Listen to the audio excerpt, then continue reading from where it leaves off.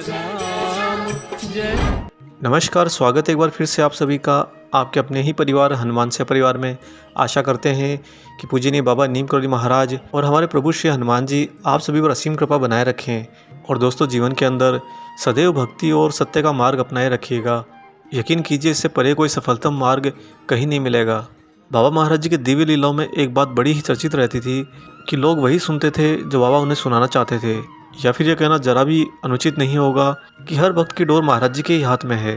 वैसे भी बाबा महाराज हमेशा भक्तों को यही कहते थे कि तुम भले ही हमें नहीं जानते, हम तुम्हें जन्म जन्म से जानते हैं और सदैव तुम्हारे साथ रहते हैं। और सच तो यह है कि बाबा महाराज अपने भक्तों से बहुत स्नेह रखते हैं।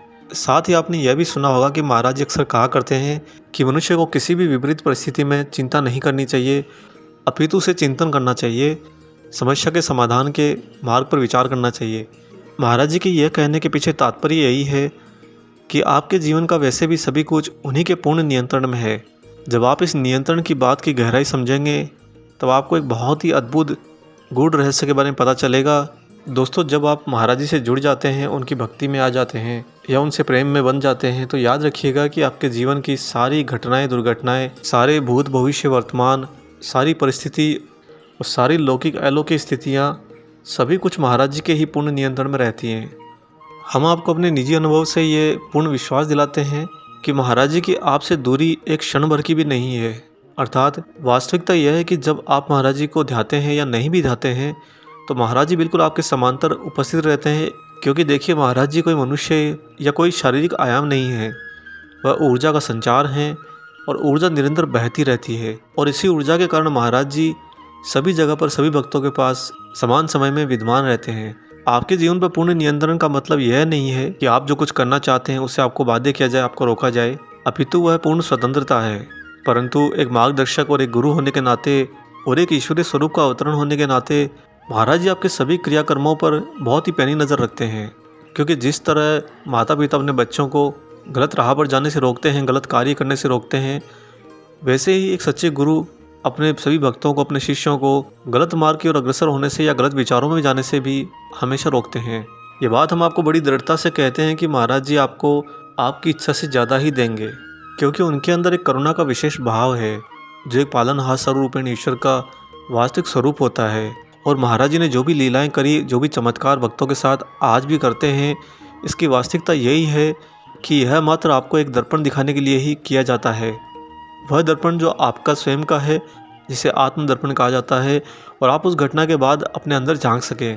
क्योंकि बहुत से मनुष्य ऐसे हैं जो बहुत ज़्यादा मस्तिष्क के विचारों में इतने ज़्यादा उलझे होते हैं कि वह हर बात में तुलना करना शुरू कर देते हैं। मैं आपसे एक बहुत ही सरल सवाल पूछता हूँ। आप जब विद्यालय में पढ़ाई करते हैं, स्कूल में पढ़ा करते हैं, और आपको बचपन से बहुत सारी किताबों में बहुत सारी बातें विज्ञान के द्वारा बताई जाती हैं, वो सारी घटनाएँ, वो सारी बातें न तो कभी आपने देखी होती हैं और ना ही कभी आपने उनका कोई निजी अनुभव किया होता है, परंतु फिर भी आप उन सभी बातों पर आंख मूंद कर पूर्ण विश्वास कर लेते हैं। आने वाले समय में आप यह भी पाते हैं कि उनमें से कोई भी बात आपके जीवन में कहीं दोबारा काम नहीं आई। और दूसरी तरफ उसी तरह से अगर आपको ईश्वर का स्वरूप बताया जाता है और ईश्वर की उपस्थिति आपको एहसास कराई जाती है, तो मनुष्य पूर्ण रूप से इसे नकार देता है, कहता कि ईश्वर अगर हैं तो प्रत्यक्ष में क्यों नहीं आते। और देखिए, कितनी ही विचित्र बात है कि विज्ञान जिसे मनुष्य ने स्वयं बनाया है उस पर मनुष्य अतः भरोसा करता है, और ईश्वर जो निरंतर हैं, जिन्होंने मनुष्य को ही बनाया है, उन पर मनुष्य को विश्वास करने में थोड़ा समय लगता है। ये बातें बड़ी गहरी हैं। आने वाले किन्हीं वीडियो में सरलतम तरीके से इन पर ज़रूर चर्चा करेंगे। परंतु ईश्वर आप पर नियंत्रण रखते हैं, इस बात को बहुत ही गहनता से स्वीकार करिए। जितना आप उनके नियंत्रण में रहेंगे उतना ही आपके जीवन को सही मार्गदर्शन मिलेगा। आज आपको एक ऐसी रोचक घटना बताएंगे जहाँ पर आप इस बात को भली भांति समझ पाएंगे कि एक गुरु, एक ईश्वर अपने भक्तों को किस तरह से पूर्ण नियंत्रण में रखते हैं और उनके नियंत्रण में रखने के पीछे किन परिस्थितियों का हाथ होता है। दोस्तों, अगर वीडियो देखते हुए वीडियो अच्छा लगे तो वीडियो को लाइक ज़रूर कर दीजिए और वीडियो को ज़्यादा से ज़्यादा शेयर कीजिए, साझा कीजिए, ताकि सभी तक ये कथा प्रसाद पहुँच सके। और जो लोग चैनल पर नए हैं वो चैनल को सब्सक्राइब जरूर कर लें। आइए ले चलते हैं आपको बिना देरी करे इस अद्भुत घटना पर। दोस्तों, जिस बात को बाबा चाहते हैं कि कोई तीसरा व्यक्ति न सुन पाए, वह बात कभी नहीं सुनी जा सकती थी। कई दृष्टांत ऐसे हैं, कई घटनाएं ऐसी हैं।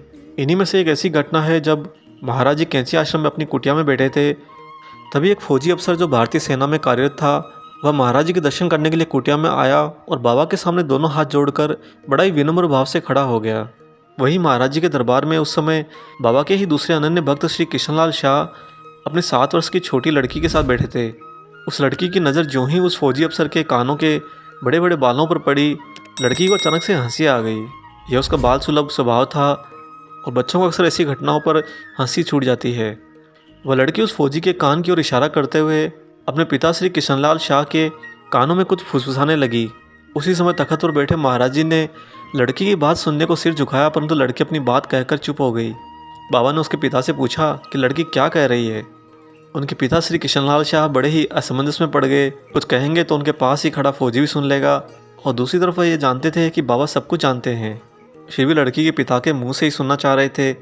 तभी महाराज जी ने दोबारा कहा कि बोलता क्यों नहीं है। श्री कृष्णलाल शाह के सामने कोई चारा न बचा तो उन्होंने महाराज जी को उस लड़की की बातें बताई कि बाबा छोटी लड़की है, बात सुलभ स्वभाव से फौजी के कान के बड़े बालों को देखकर इसे हंसी छूट गई है। यह बात कृष्णलाल शाह ने बाबा से कह दी। बाबा बोले, अरे चुप करा लड़की को।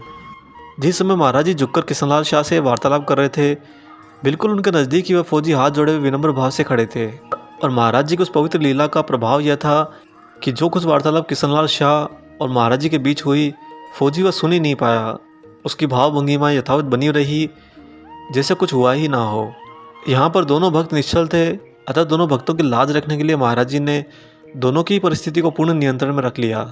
इसीलिए हमने आपको कहा था कि गुरु का एक ईश्वर का नियंत्रण मनुष्य के लिए बहुत आवश्यक है। कई बार ये नियंत्रण आपको विपरीत परिस्थितियों में जाने से पूर्ण रूप से बचा लेता है, और कई बार यही नियंत्रण आपके लिए अच्छे मार्ग प्रशस्त करता है। आशा करते हैं कि आपको आज का वीडियो पसंद आया होगा। वीडियो अगर अच्छा लगा तो ज़्यादा से ज़्यादा इसे लाइक ज़रूर कर दीजिएगा। मिलेंगे दोस्तों बहुत जल्दी ही एक और ऐसे ही शुभ अंक के साथ। तब तक अपना और अपने माता पिता का पूर्ण रूप से ख्याल रखिएगा, और हमारे प्यारे प्रभु श्री राम का गुणगान गाते हुए प्रभु श्री हनुमान जी और परम पूज्य बाबा नीम करोली महाराज जी की निस्वार्थ होकर निरंतर सेवा करते रहिए। जय सिया राम।